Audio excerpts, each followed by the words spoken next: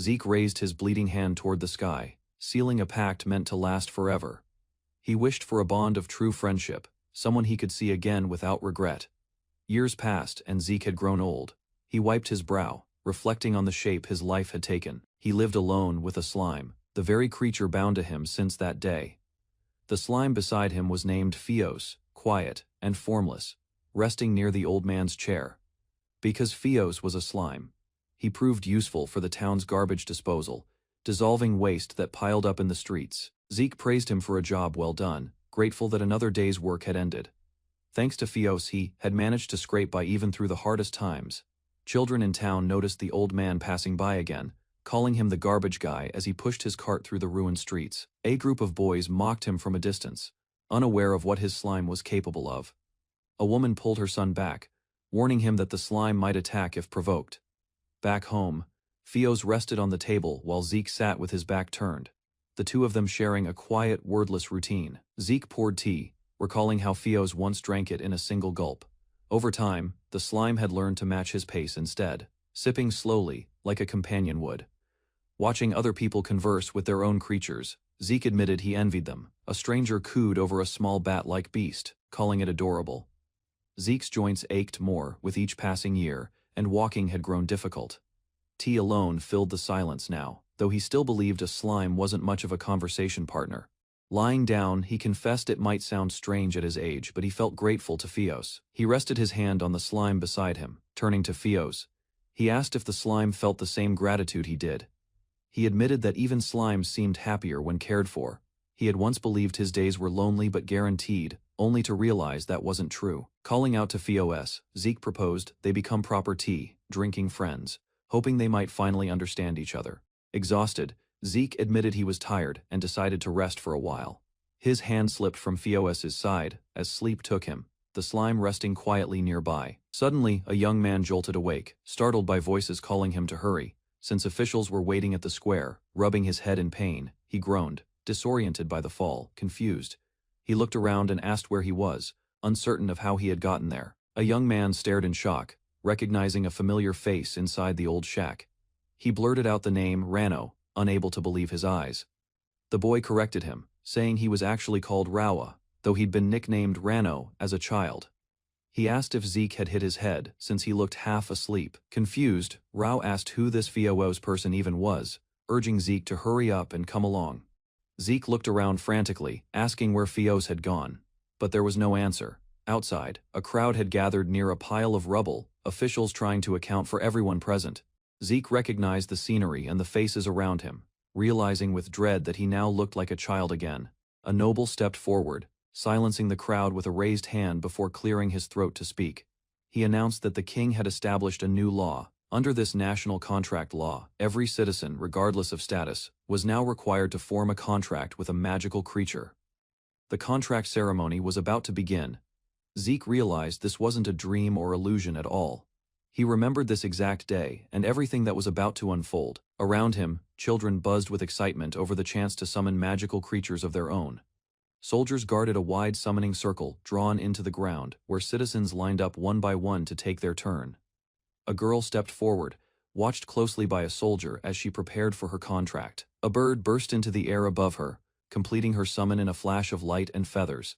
The crowd murmured about the creatures being summoned, some mocking them as weak and useless, insisting nothing good ever came from the slums. Zeke privately agreed the soldier had a point, while another noted that nobles with strong magic tended to summon more powerful creatures.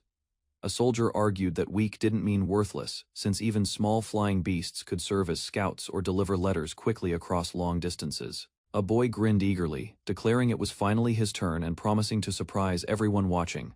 He thrust his fist forward, calling out for a pact of friendship, an eternal bond to live together for life.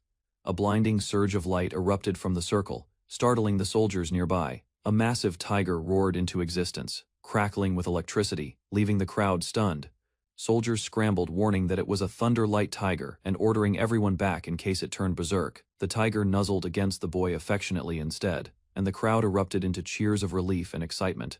Officials marveled at the creature's rarity, praised for both its intelligence and its beauty. Zeke stammered a quiet answer, still shaken. Rao called out cheerfully, telling him it was his turn next. A soldier confirmed his name, guiding him toward the summoning circle. As his boots struck the ground, Zeke recalled meeting Fios exactly like this. Certain his memory hadn't failed him. He reached out, murmuring his wish for a pact of friendship. Even if this was a dream bound to fade one day, he swore that this time he would understand Fios and truly connect with him. He raised his fist, calling for an eternal bond, a life lived together. He shouted for his call to be answered, asking to live by Fios' side. A soldier noticed the light building around Zeke, warning everyone that another creature was about to appear. A familiar round shape formed above him, catching the eyes of the crowd as they turned to watch. Zeke lunged forward and wrapped his arms around the slime, overwhelmed with emotion at meeting him again. Onlookers whispered pity for the boy, certain he was doomed to stay in the slums forever, now that he'd summoned only a slime, the weakest of all magical creatures with barely any power. Rao called his name, worried by his reaction. Zeke lifted the slime above his head, quiet and overwhelmed by the moment. He admitted this clearly wasn't a dream after all, since the pain felt real. He asked, almost afraid of the answer, if this truly was Fios. Thanking the slime for coming back to someone like him, Zeke apologized for failing to understand him before, promising to do better this time. He asked if he could call him Fios again, explaining that the name came from the goddess Alphioshant, who brought aid even to the slums. Later back home, Rao-Fu arrived cheerfully, announcing that Eni had come along too. Zeke turned, startled by the name. Zeke stared at Eni, asking if it was really her, taken aback by her presence. Rao suddenly threw his arms around Zeke, catching him completely off guard. Rao explained he was just overwhelmed, since they had technically seen each other only yesterday in this timeline. Eni watched, equally stunned by the sudden display. Rao quickly clarified it had nothing to do with the slime itself, admitting his own emotions had simply gotten the better of him. Zeke asked if he was disappointed by the creature he'd summoned, and Rao assured him he wasn't disappointed at all, glad it had turned out to be this one. Everyone gathered together, and Rao eagerly asked to see everyone's magical creatures as well. Rao proudly summoned his tiger, Centos, while Eni called out to her bird, Shelfina, showing it off with a playful grin, asking what they thought. The group marveled at Eni's creature, realizing it was truly a phoenix. Rao announced excitedly that they had both been scouted to become soldiers for the country. He waved a handful of skewers in the air, grinning about the advance payment they'd already received, and declaring they should go all out to celebrate. Eni asked if they were serious about taking the offer. Rao confirmed it, chewing happily on his food, saying that if someone like him was being given a real opportunity, he wanted to give something back. Zeke smiled, telling him that sounded great. Eni admitted she admired adventurers too, and if she truly had healing powers, she wanted to learn how to use them properly. Rao turned to Zeke, mentioning that he already had a job lined up as well. Eni scolded him playfully, telling him not to make that face. Theo shifted quietly nearby, and Zeke watched him with a soft, contented smile. Zeke reflected that his old life had been full of jealousy, regret, and endless second-guessing, nothing worth boasting about. He decided that although a life without any regret was impossible, this time he would make choices he could live with. Grinning, he vowed to treat Rao Tendai to a feast someday, determined to prove that he wasn't alone anymore. With Fios by his side, he believed he could finally make that happen, and told them both to just wait and see. Zeke walked through the crowded street market, carrying Fios close to his chest, scanning the rows of stalls and vendors for the place he was looking for. He glanced at his own small hands, and thought of how strange it felt. These young bones once belonged to an old man. Still, he was thankful the area he searched in belonged to commoners. His mind drifted back to the life he had already lived once. He remembered sitting alone with a bottle in front of him, aware that the years ahead would bring a war with countless casualties. This time, he refused to repeat that fate. He smiled, holding Fios tighter, and told himself there were many things he intended to do. His first goal was simple: earn enough money to escape the poverty that once destroyed him. Fios stayed pressed against him, a quiet reminder that he wasn't walking this path alone. With his memories from his past life intact, and Fios by his side, he believed things could still turn out differently. He stopped in front of a door and knocked. A voice from inside greeted him, asking what he needed. The man who opened the door studied him with suspicion, questioning what a child was doing in a place like this. Zeke explained he had come looking for work. Zeke spoke up, revealing he already knew about the complaints circulating among the nobles regarding the company. The man's expression shifted, caught off guard by the boldness of someone so young. He was allowed inside, walking across the carpeted floor of the office. Zeke introduced himself properly, presenting Fios as his partner. The man identified himself as Oran's Helfand, chairman of the company, demanding to know how Zeke had learned about the complaints in the first place. Oren's admitted his real concern wasn't how Zeke found out, but whether the problem could actually be solved at all. The details came out. Health and Sanitary Services, the district's waste management company, had been buried under growing complaints, slow pickups, foul smells, and mocking remarks about the staff. Zeke declared he would take care of the entire troubled area by himself, keeping his methods a secret, and asked to be given the least satisfied district. Oren's pointed out that district alone required 5 workers, questioning if Zeke truly meant to handle it alone. Zeke agreed, but named one condition: triple pay if he succeeded. Oren's recoiled at the demand. Zeke reasoned that eliminating the complaints would generate more than enough profit to cover the cost, while freeing up manpower for other districts. Oren's asked if he could manage collection duty starting the very next day. Zeke agreed without hesitation, though. Oren's privately wondered if this was another scheme from the nobles to pressure his prices down. Zeke insisted he would handle the timing and method himself. Oren's pointed to the map, marking the district with the highest dissatisfaction rate. Oren's warned him of the consequences if he failed to deliver on his words. Zeke only laughed, promising he wouldn't let him down, Fios resting quietly beside him as the deal was sealed. Before dawn broke over the commoner block, Zeke pulled a cloak tightly around himself, relieved that the man had actually agreed to hire him. He had been warned to only work for the day, nothing more. The cloak was too big for his small frame, but that suited the job ahead perfectly. Wearing it made him look far less like the poor kid he actually was. He checked the notes in his hand, confirming that the noble district lay just ahead in the direction he was heading. Arriving at the location, he found the complaints hadn't been exaggerated. Trash had piled up far beyond what should have accumulated, heaped high along the street. Zeke got to work immediately, feeding the garbage to Fios. Once one portion was cleared, he turned to signal that it was time for the next batch. Inside Fios, the refuse dissolved rapidly, breaking down into shapeless matter within moments. Zeke watched closely as the waste inside Fios bubbled and melted away, the process finishing far faster than any ordinary collection method could manage. With Fios trembling from the effort, Zeke urged him to move quicker, wary of nearby residents catching sight of what was happening. As they worked through pile after pile, Fios's body swelled noticeably larger, absorbing far more than he ever had before. Zeke decided to pause and let Fios shrink back to a manageable size before continuing on to the next collection point.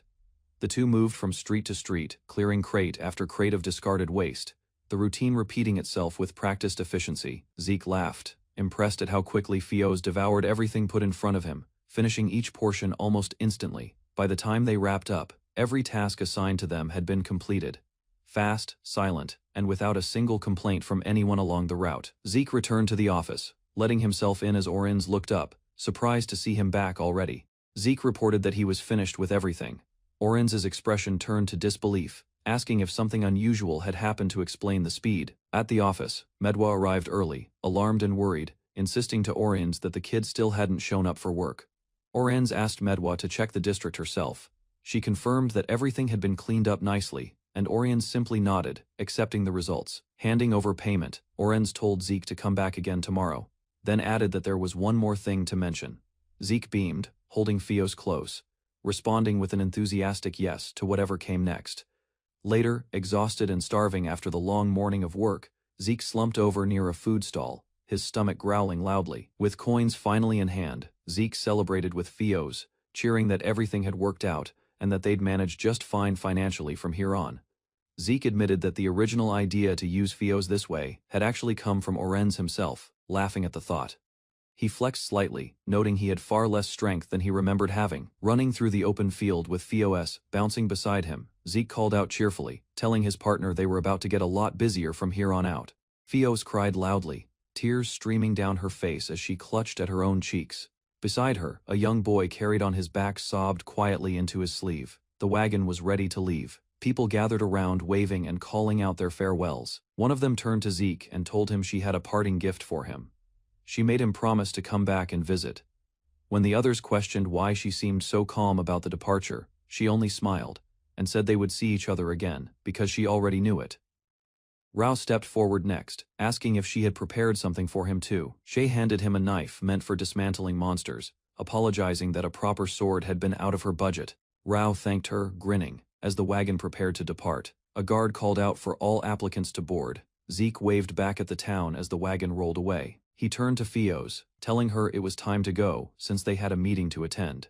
He adjusted his gear and pressed forward with quiet determination. Zeke reflected on his previous life, where he had fallen into despair and wasted so much time. This time, what he wanted was strength.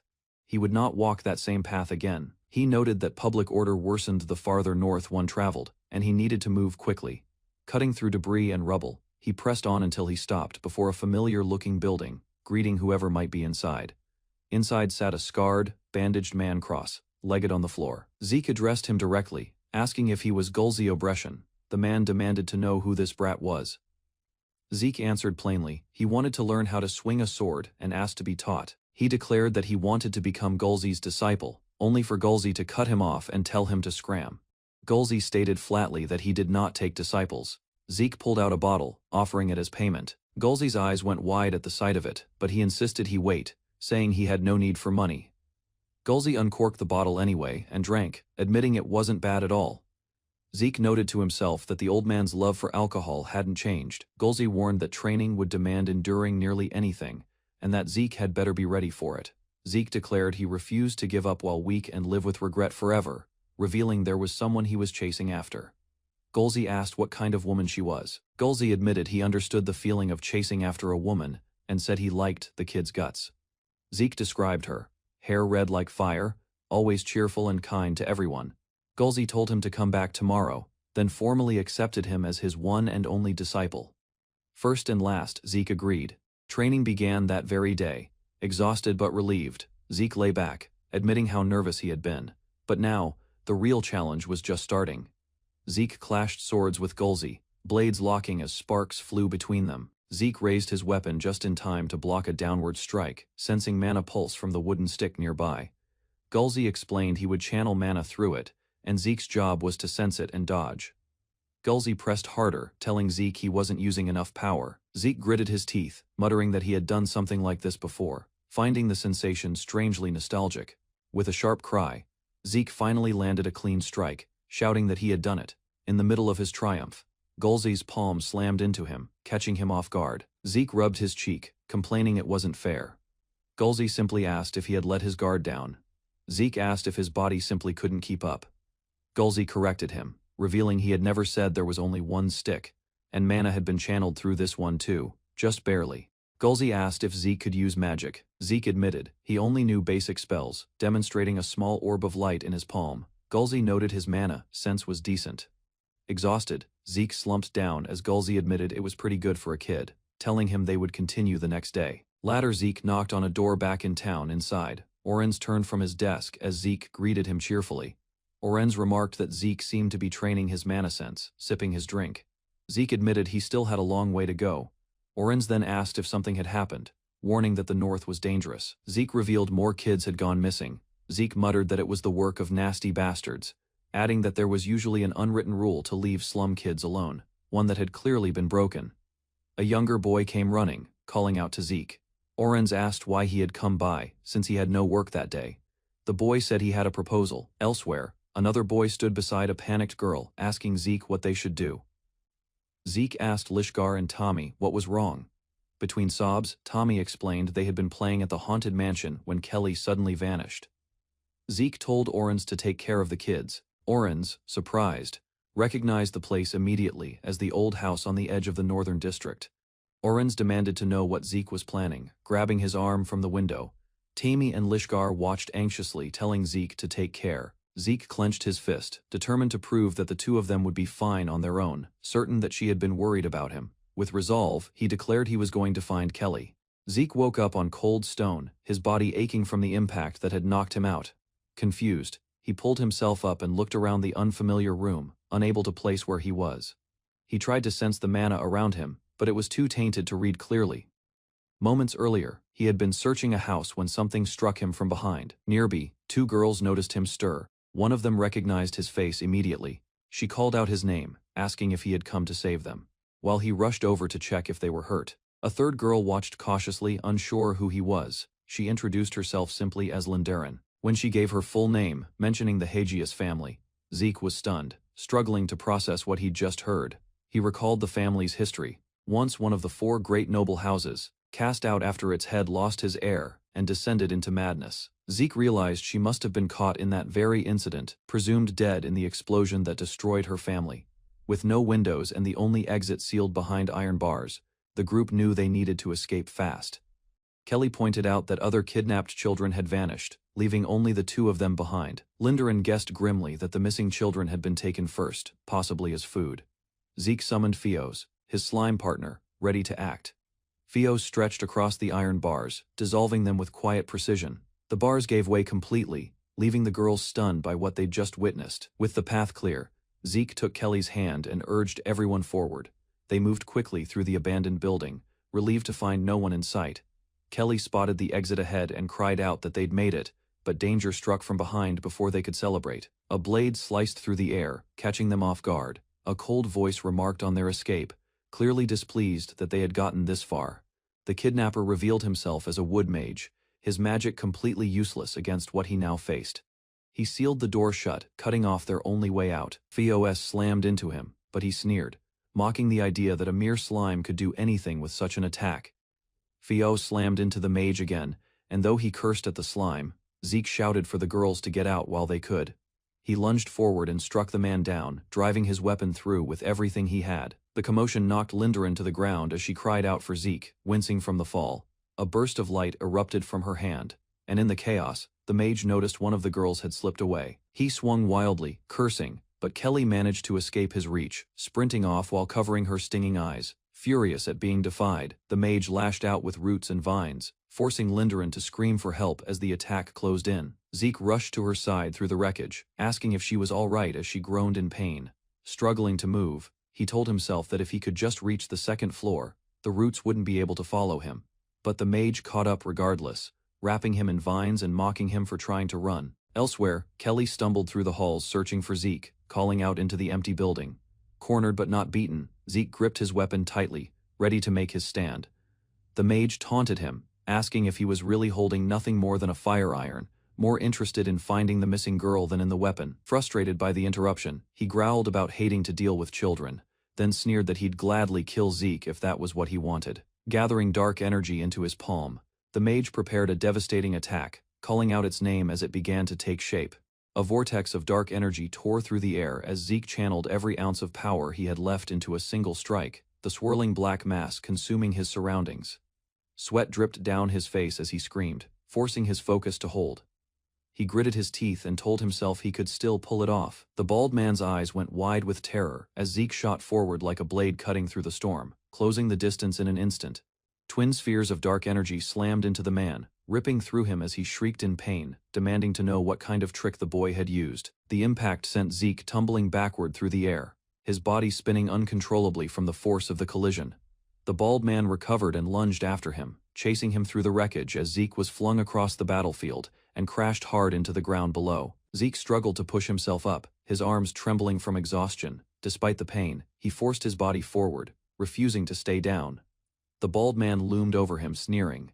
He demanded to know where the girl was hiding, ready to finish what he started. Before he could act, a burst of dark energy tore through him from behind, his body convulsing as blood sprayed into the air. A young girl sat nearby, smiling faintly at the outcome.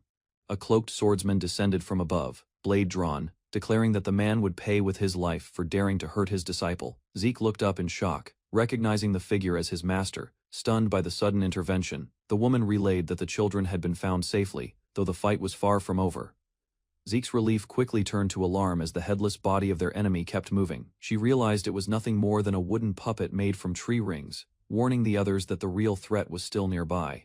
A monstrous wolf-like beast cackled from the shadows, its twisted form lunging forward with predatory glee. The swordsman raised his blade, asking if the creature had fused itself with a magic beast, recognizing the tree-like growth twisting around its body as a treant. The clash between them tore through the surroundings, each strike shaking the earth as the swordsman admitted the fight was proving far tougher than expected. Amid the chaos, the master called out to Zeke, ordering him to grab the girls and escape immediately. The creature sneered, mocking the swordsman's blade, claiming nothing could cut through its bark, like hide. With a fierce battle cry, the swordsman drove his weapon forward, refusing to back down from the challenge. Zeke held onto the girl tightly as they fled through the collapsing structure, his face strained with effort while debris crashed around them. A sudden explosion rocked the area, catching them off guard, as chunks of rubble rained down, forcing Zeke to shield the girl in his arms. Zeke screamed Fios's name in desperation as chaos erupted around them, the bond between them driving him forward no matter the danger ahead. Rain poured through the ruined room as Fios lay unconscious in Zeke's arms, his breathing ragged, while outside a shadowed figure moved slowly through the flooded rubble. A young girl froze in shock at the sight before her, her voice trembling as she called out to Zeke, uncertain if he was even still alive. She rushed toward him through the wreckage, crying out his name as the beast loomed nearby, still twitching from its wounds. The swordsman drove his blade deep into the creature's body, forcing a pained roar from the monster as it staggered under the strike. He explained calmly that his beast, Steeker, known as the Forest Assassin, carried venom so potent that even the faintest cut from his blade would prove fatal. True to his words, the creature abandoned its attack and fled in confusion, unable to understand why a mere scratch was draining the strength from its body. As it stumbled backward, a voice cut through the chaos, ordering it to stop, while another figure stepped forward with quiet menace. The old man in a tailored coat demanded to know where his grandchild was being kept, his sharp eyes fixed on the wounded beast before him. The creature sneered, revealing it had fed every captured child to another figure entirely, claiming he had no clue where the grandchild was. The old man's fury ignited as he repeated his question, his voice growing colder with each word. Rage twisted his expression as he shouted his demand once more, while the beast howled that all its victims were already dead, screaming for whoever it sought to answer. A violent surge of power tore through the battlefield, the force ripping through everything in its path as the confrontation reached its peak. A masked man towered over the wreckage, his body pulsing with dark, corrupted mana. An old warrior studied him with narrowed eyes, questioning whether the man had fused with a demon beast. Without wasting more thought on it, the old man turned away, declaring that finding Lindarin mattered more than anything else right now. The old warrior froze when he recognized the masked figure walking toward him. The stranger simply raised a hand in greeting. Nearby, a collapsed building lay in ruins, dust and debris settling over the wreckage. Buried somewhere beneath the rubble, a girl stirred at the sound, sensing that help might be near. She screamed for anyone to hear her, calling out desperately for someone to find them. A serpent slithered through the gap in the debris, striking fear into her as she shielded the unconscious boy beside her. A voice answered from outside the rubble, promising to reach her soon and telling her to hold on. She held the boy close, whispering that they would be out soon, begging him to stay strong. Outside, the old warrior and the masked figure surveyed the collapsed structure. Freeing them would take time given the damage, but the masked figure noted that the old man's grandchild was still alive. Using tracking magic, they pinpointed a reaction 5 meters ahead, slightly to the right. The old warrior summoned his contracted beast, the great emperor, Shakuken, its fiery form rising behind him. Meanwhile, the masked figure called back their own beast, Steeker, pulling the serpent away from danger. Both fighters locked eyes with their summons, ready to act, the old man ordering the rubble blown away. Flames roared to life, tearing through the wreckage with tremendous force. The old warrior watched in awe as the fire burned away only the debris, stopping short of the two trapped beneath it, sparing them from harm. The masked figure knelt beside the survivors, recognizing the girl's voice instantly and calling her name. The old man rushed forward, his voice breaking as he called out to his granddaughter. She looked up at him through tears, relieved beyond words to see him safe, but her relief quickly turned to urgency. She pointed to the boy lying on top of her, explaining that he had shielded her body with his own. She begged them to save him. The masked figure examined the boy, noting how pale he had become. There was no time to waste. Healing had to begin immediately, or it would be too late. The masked man carried the girl in his arms, her face pale and shaken as she clung to him, still recovering from the shock of what had happened. With time running short, the masked figure decided to take his leave first, leaving the rest of the situation in the old warrior's hands. The old man agreed, promising to look after things. He vanished in a burst of flame, leaving nothing behind but scattered light and streaks of fire. 5 days passed. At the great temple, a young man lay resting in a bed, recovering from his injuries. He stirred awake, confused about where he was, only to hear a familiar voice calling his name. A girl with short hair rushed to his side, overjoyed to see him conscious.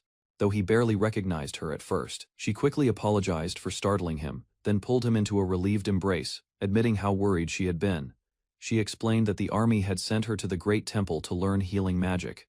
Curious, he asked if that meant she was the one who had healed him. A priest entered the room, greeting him warmly and revealing that it was actually the head priest of the temple, who had treated his serious wounds, advising him to keep resting.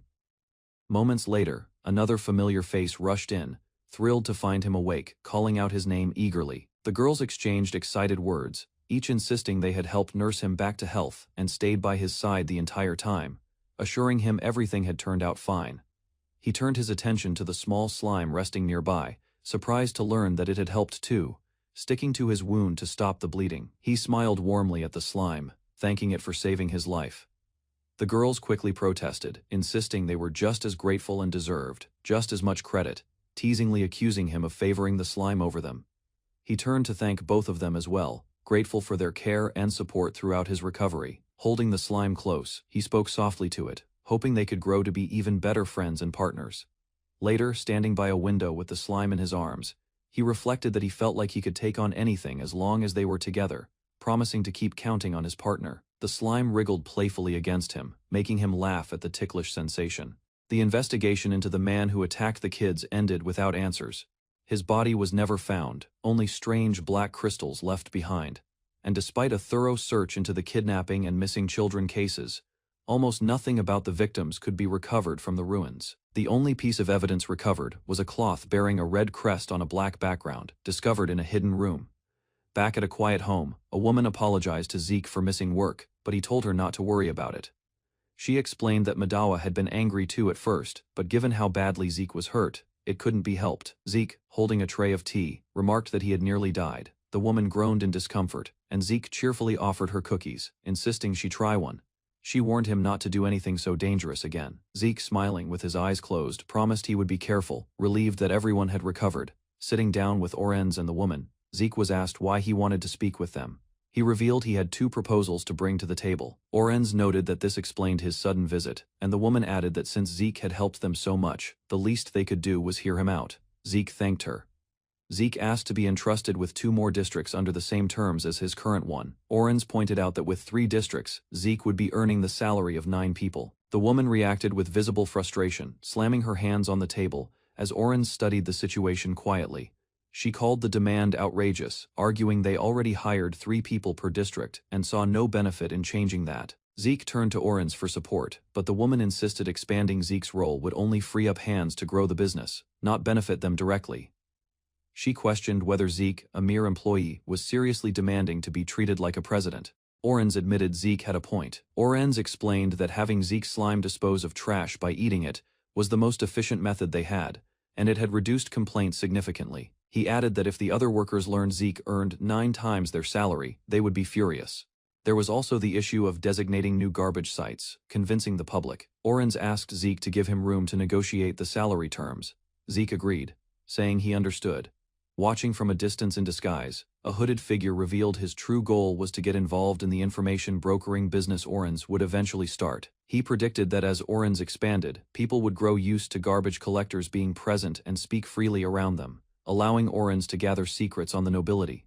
Zeke told them he didn't mind if they took their time deciding, and Orenz promised an answer would come soon. Orenz thanked him and revealed he already had an idea to improve the business, then asked Zeke what his second proposal was. Zeke urged Orenz to tell them his second proposal, and Orenz's reaction shifted with interest as he leaned in.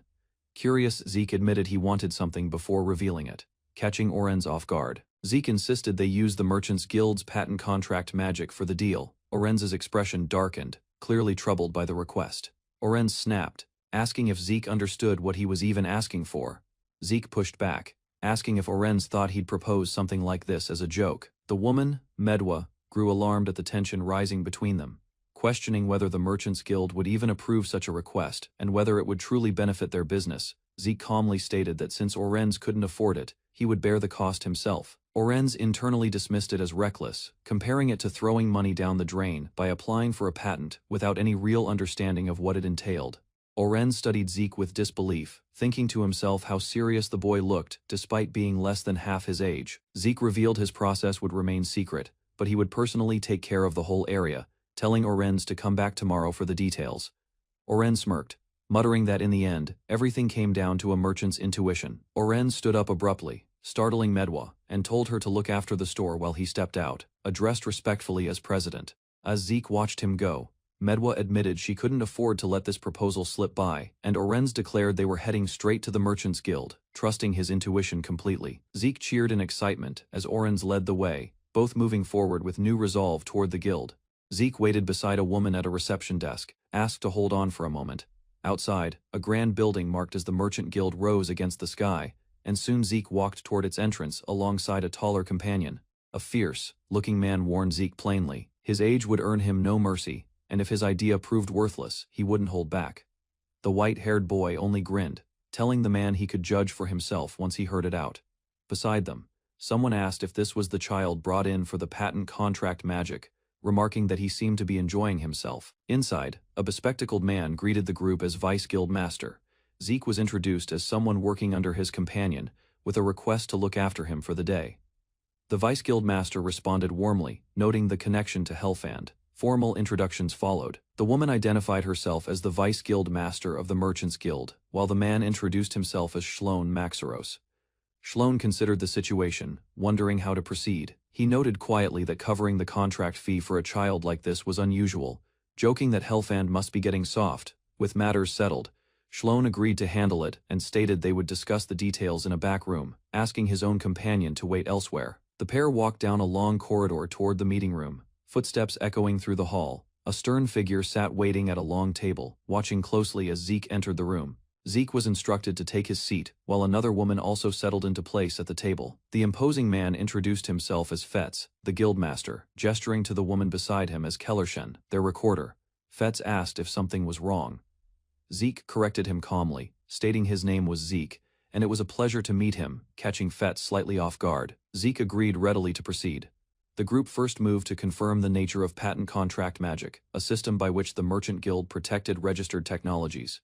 Fetz warned that even for a child, the guild would not lower its standards, and the examination fees alone were considerable. Zeke assured him he understood that fully and was prepared. Silence settled over the room as everyone watched Zeke, waiting for his response. A magic circle was prepared and marked carefully by hand, while Fetz observed with visible unease. Zeke was instructed to place a drop of his blood onto the circle. He accepted without hesitation. Fetz stared in quiet disbelief as Zeke pressed his hand to the circle without flinching, noting that many adults hesitated before doing something like this. Kellershen declared that from that moment, the entire conversation would be recorded and could not be shared without the rights holder's consent. Alone later, Zeke sat quietly on a couch, his expression sharp with anticipation as he murmured that it was about time. Fetz went quiet as sweat beaded on his brow, and Kellershen leaned in close beside him. Zeke stated plainly that this content was about fire lizards, leaving the two adults momentarily speechless at the table. Kellershen studied Zeke closely, remarking on his composure and attitude, saying it felt like speaking with a seasoned merchant rather than a child. Fetz snapped at his own father figure beside him, annoyed at being pestered over every small decision. Zeke reminded them he still had 2 more proposals to present. Fetz considered the weight of it, suggesting they might need to split the contracts and ask Helfand to cover the fee 3 times over if the ideas held up. He proposed handling each one individually should the quality match the first. From the doorway, Maxaros interrupted, calling it neither the time nor place for that discussion. He admitted he had never seen a child so brilliant and suggested it would be a waste to let Helfand keep him. In exchange for covering the fees on the remaining 2 proposals, he offered Zeke the chance to become his adopted son. Zeke considered the offer for a moment, before saying he would first ask Chairman Helfand. Maxaros told him he didn't need to answer right away. Though Fetz muttered that the offer had gone too far, Zeke bowed slightly and apologized for declining the generous proposal, leaving Maxaros visibly unsettled. His expression sharpened as he processed the rejection. Zeke explained that he understood what Orange's future held and felt he owed them for their kindness. He added that a wise merchant never bites the first bait offered. Maxaros admitted quietly that the proposal had indeed been tempting. Maxaros conceded he had gotten ahead of himself and suggested they go ask Helfand directly, the door swinging open behind him. Zeke was asked to lift his head, with Fetz apologizing for the outburst earlier. Kellershen offered to bring juice for everyone, asking Fetz for the drinks. He agreed, while Maxaros asked forgiveness on his behalf, noting he was going through a lot at the moment. Helfand arrived at the room and greeted Kellershen, who noted quietly to herself that his habit of rubbing his hands together hadn't changed one bit. With drinks passed around, Zeke suggested they continue their discussion, and everyone settled back into their seats. Later, Fetz apologized to Helfand for the wait, who replied it had gone faster than expected. Fetz reported that 3 patent applications had been submitted that day, and all 3 had been approved without objection. Helfand looked surprised at the news, absorbing the weight of what had just happened. Kellershen remarked that both Fetz and Maxaros were seasoned merchants who never went easy on their work, so having both approve all 3 ideas said everything. The word that came to her mind was simply prodigy. Helfand asked Maxaros if he truly intended to adopt Zeke. Maxaros admitted that, after hearing the offer to poach him, he had planned to protest, but seeing Zeke's attitude convinced him it was worth paying for, regardless. Maxaros asked Helfand directly if he was certain he wanted to proceed with patent mediation this way. Helfand simply mused that maybe he should be grateful for it. Elsewhere, Helfand asked to keep things quick, worried that talking about money would upset Manhwa, though he admitted it had all been worth it. Zeke celebrated outside, thrilled at having taken one more step toward his dream of living peacefully with Fios. He apologized to Orens in his heart, knowing Manhwa would likely be furious, then threw his arms up in triumph. Jike scolded the slime firmly, warning it that only wood chips and bread were allowed on the menu, while scraps of nails and stale food lay scattered across the table. He kept a close eye on Fios, reminding it sharply that nails were strictly off limits, no matter how tempting they seemed. Fios trembled and jumped, startled by the sudden reprimand, before shrinking back and quietly setting the forbidden nails aside. Jike grinned, explaining that with Fios's ability, they could easily gather coins hidden among the trash. Fios beamed with pride, delighted that its usefulness had been recognized, laughing joyfully. Jike promised Fios even tastier food once they earned enough money. He praised the slime as a genius, gently poking its jelly-like body, calling it truly something special. As the shop's opening hour approached, Jike hurried toward the entrance while Fios munched quietly nearby, both settling into their daily routine. Percival, the elder guardian of the household, greeted Jike and asked if he was ready to head out for the day. Jike answered eagerly and rushed to the carriage. Together, they set off, Percival urging the horses forward as the journey began. Jike peered outside with wide, curious eyes as the carriage rattled swiftly down the road, wind rushing past them. Days earlier, Percival had mentioned that his family home once belonged to a merchant. Jike, thinking back, casually asked if there was something in particular he wanted. Jike admitted that more than anything, he wished to be introduced to someone important, his expression turning serious and determined. Percival revealed that the person in question was now chairman of the Hegius Trading Company, his own younger brother who had inherited the family's business talent. Jike realized this was the true reason the Hegius family had risen to become one of the 4 great nobles. Percival admitted he wasn't gifted in trade, but boasted proudly of his skill in war, having ended one conflict through sheer battlefield achievements. The mood shifted comically as Fios bounced wildly inside the carriage, startling both Jike and Percival with its sudden burst of energy. Percival noted the road ahead was now paved, meaning their destination was close. He warned the driver to be careful, who apologized for the rough roads nearby. The carriage finally arrived before a grand mansion, its towering gates and elegant architecture leaving Jike wide-eyed with awe. A guard opened the door respectfully as Jike and Percival stepped forward, approaching the entrance of the imposing estate. Percival urged Jike to follow him inside. Jike, feeling out of place amid such grandeur, murmured a polite apology for intruding. Inside, Percival announced that he had come to see his younger brother. A servant acknowledged him, guiding them toward the inner office. As they walked down the quiet hallway, a voice called out from within, inviting them to enter. Jike took a breath and stepped forward, ready to meet the man behind the Hegius Trading Company. Wilden greeted his older brother warmly, throwing his arms open with a wide grin, calling out that it had been far too long since they'd last met.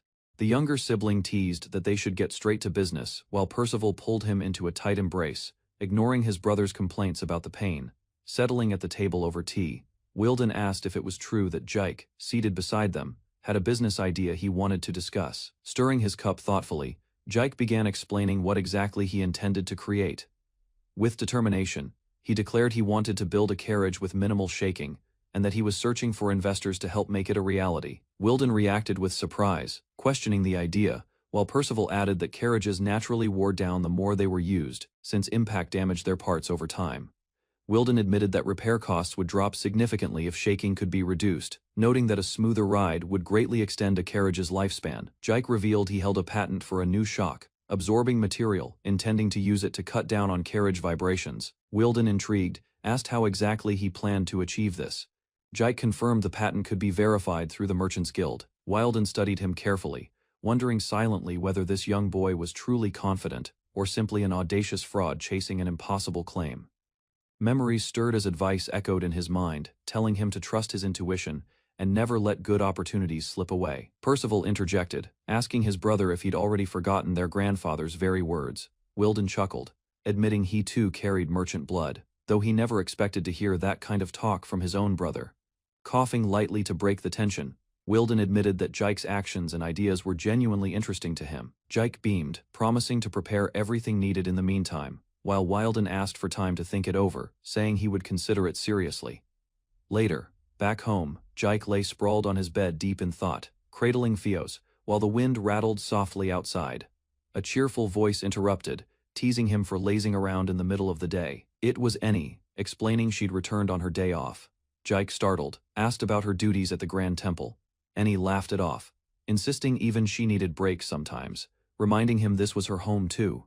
Jike admitted he was searching for someone, though he didn't know their name, only that they were likely somewhere in the slums. Eni agreed to help, unable to refuse his request, while beside them, Fios dozed peacefully, unaware of the search about to begin. Zeke found them at last, explaining there should be 3 people in total, though finding just 2 would be enough. Eni asked what kind of person she was looking for. Zeke revealed he already knew where they were hiding, though the situation was complicated. He instructed Eni to reward the informant with a loaf of bread. He decided to confront that last one alone. Elsewhere, a sinister figure loomed in the shadows, asking Jolio if the preparations were finally ready. Standing before a monstrous spider looming over him, Jolio smirked confidently, fully prepared to face the creature he himself had helped create. Jike walked through the slums, tracking down the last name on his list. Among the 3 people known to have contracted spider monsters, 2 remained unknown to him. Only one lived in a house he could find. He approached the door and knocked. Judith opened the door, immediately guarded at the sight of a stranger. He demanded to know who Jike was. Jike recognized him at once as one of the men he had been searching for. Jike explained that he needed Judith's help with something important. Jike brought up Judith's brother, saying his condition wasn't good. Judith reacted with hostility, telling him to leave and insisting he had no time for this. Jike pressed further, warning that if nothing was done, Judith's brother would die. Judith grabbed him, demanding to know how he knew that. Judith accused Jike of pretending to understand something he knew nothing about. Jike stood firm, stating plainly that he did know what was causing the illness, and that he also knew the cure. Judith questioned how Jike even knew his brother's name. Jike answered directly, asking if Judith wanted Shahara to die. Silence fell before Jike asked to see Shahara's condition for himself. Judith led him deeper into the house. As they passed through, the towering shape of Judith's spider monster loomed over them, filling the hallway with its presence. Jike stared at the creature, unimpressed, asking if this was supposed to be some kind of joke. The spider lashed out, but Fios Jike's slime blocked the strike without effort. Judith and his companions scoffed, doubting a slime could do anything against Jolio. The spider's attack met resistance, its limbs recoiling against something unseen. Fios absorbed the blow completely, jiggling from the impact. Jike simply asked if they understood now. Judith warned Jike not to waste his time with foolish tricks, threatening that he wouldn't be allowed to leave the house if he was lying. Jike reminded him to remember those words, promising to apologize if he turned out to be wrong. He then asked if this was really how Judith intended to treat someone who might hold the key to saving his brother. The group entered Shihara's room, where he lay in bed, clearly unwell. Jike noted that Shihara seemed to be suffering more than expected, watching him breathe heavily in his sleep. Jike asked to examine him closely. After a moment, his expression changed, confirming his suspicion. Judith urged him to at least name the illness. Jike revealed the diagnosis: magic attraction syndrome. Judith admitted he had never heard of such a disease before, more concerned with whether it could be treated at all. Jike assured him it could be cured. Judith, still shaken, pointed out that even the clinic had failed to identify what was wrong, and asked exactly how Jike planned to fix it. Jike explained the mechanism behind the illness. Magical beasts summoned in perfect condition posed no issue, but a severely injured beast, once called forth, would heal using its contractor's own magic power. Jike produced a small vial, revealing the method to heal Shihara. Judith asked uncertainly if it was some kind of potion. Jike confirmed it, explaining that the potion wasn't meant for Shihara himself, but for his magical beast to drink. Judith questioned the logic of giving medicine to a monster when even recovery magic had failed on his brother. Jike told him not to worry and simply try. Judith agreed, and Jike instructed him to wake Shihara so they could summon his monster. Judith gently roused his brother. Shihara stirred weakly, telling him to drink the potion. His brother murmured groggily, "Big brother?" Shihara coughed roughly after swallowing it, clearly weakened by the effort. Jike asked if Shihara could summon his beast, Kamori. Shihara agreed despite his exhaustion, and light burst forth as the creature answered the call. A large, fluffy bird, like beast appeared. Jike introduced himself as Zeke and asked Shihara to have Komori drink the potion. Judith, startled by the sudden summon, asked what was happening now. Jike offered the potion to Komori directly, asking gently if it would drink. Jike apologized for disturbing them while Shihara was unwell, promising to prepare something good for him later. He then asked Judith to watch Komori closely for any changes. Judith admitted he wasn't sure yet. Judith said he would stay and keep watch. Jike told him they simply needed to observe the beast for a while.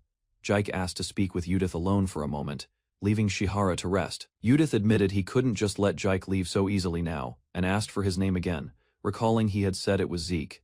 Judith revealed that neither the clinic nor the temple had properly examined Shihara, offering only simple healing magic that never addressed the real cause. Judith bowed deeply, thanking Jike for finally taking his brother's condition seriously. He apologized for his earlier hostility, admitting Jike was the only one who hadn't given up on his brother. Jike accepted the apology but insisted they save proper thanks until after Shihara truly recovered, warning that 1 or 2 more potions might be needed. Judith agreed, saying he would work to earn the money for them. Judith asked directly what Jike wanted from him in return. Jike answered plainly that what he wanted was Judith himself. Judith reacted with shock, stammering out a confused response, while Jike clarified he didn't expect someone like him to have such interests.